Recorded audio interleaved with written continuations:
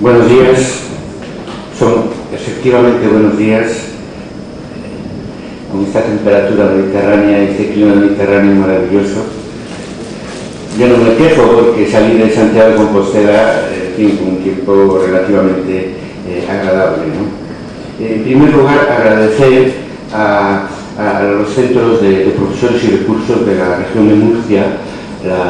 la iniciativa de esta jornada y haberme invitado particularmente para iniciar esta actividad nuestra, ¿verdad? La verdad es que es la primera vez que se da una iniciativa de estas características. Yo recuerdo haber participado en Pontevedra en una actividad relacionada con nuestra experiencia en Internet, pero bueno, en el centro también de profesores y recursos de pequeña escala.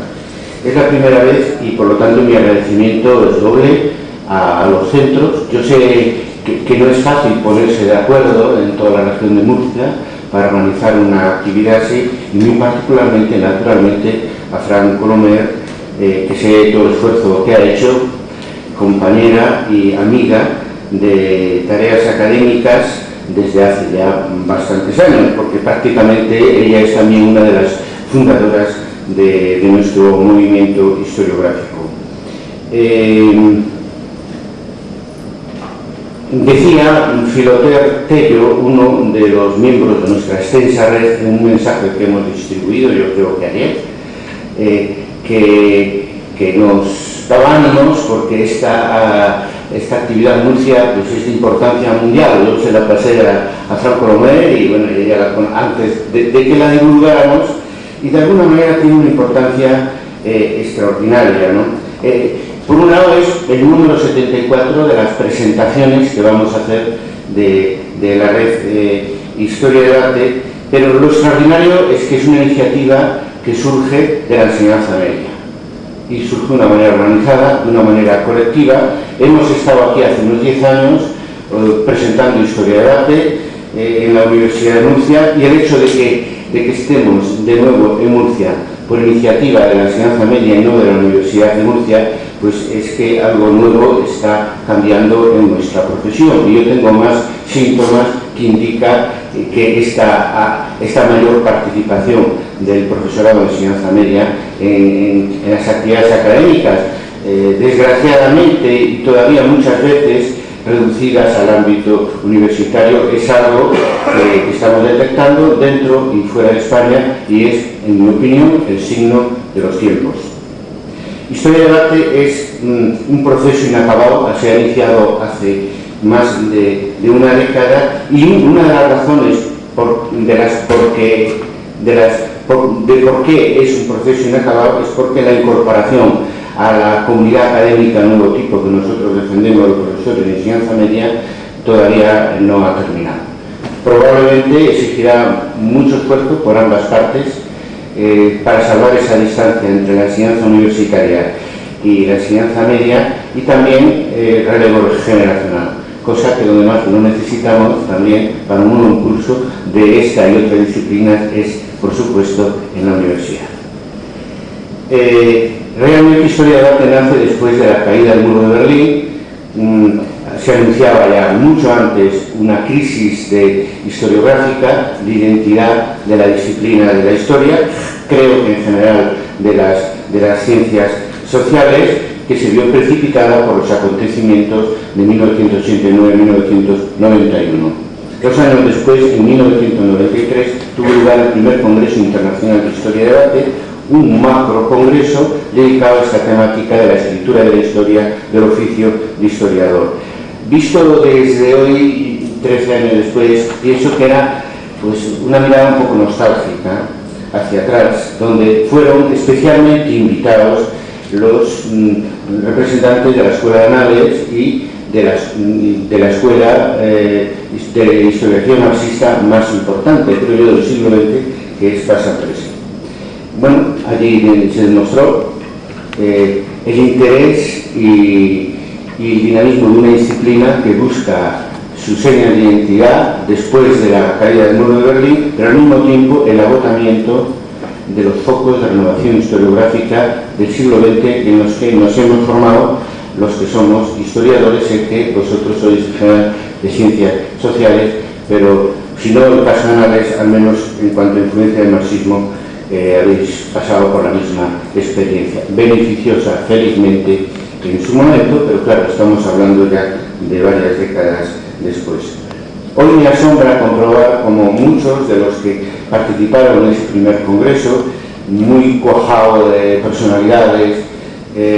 muy eurocéntrico para la idea que tenemos hoy de dónde se deben discutir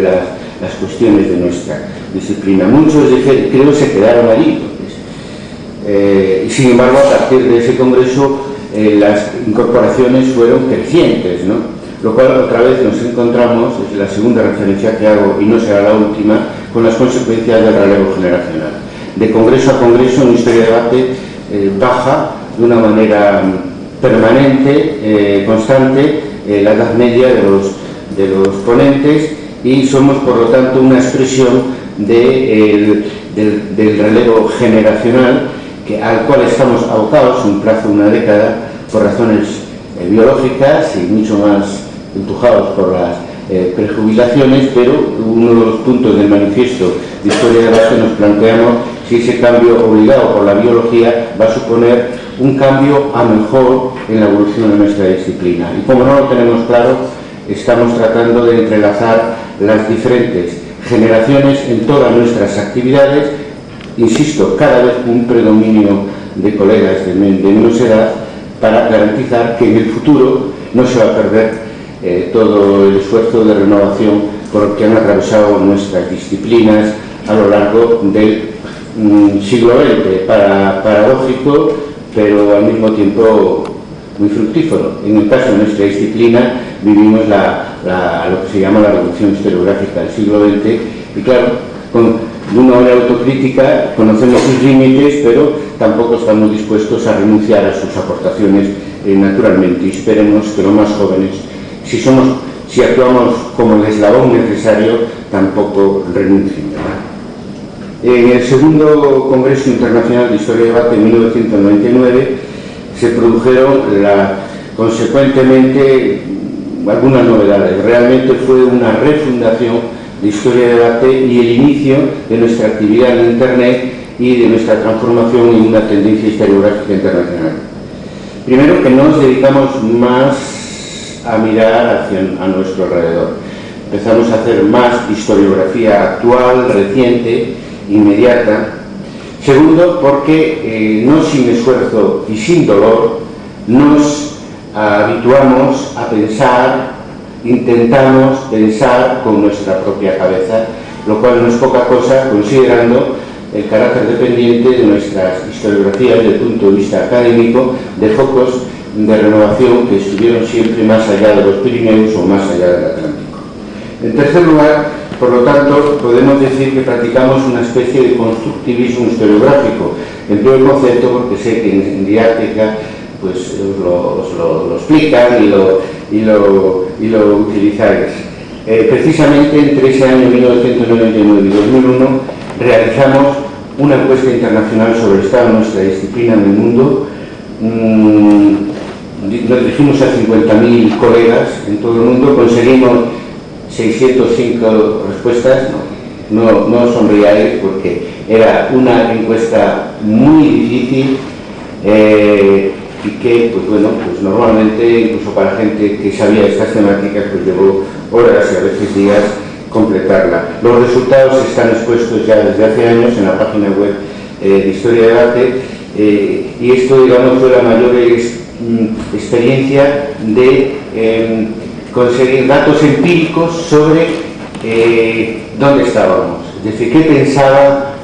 los colegas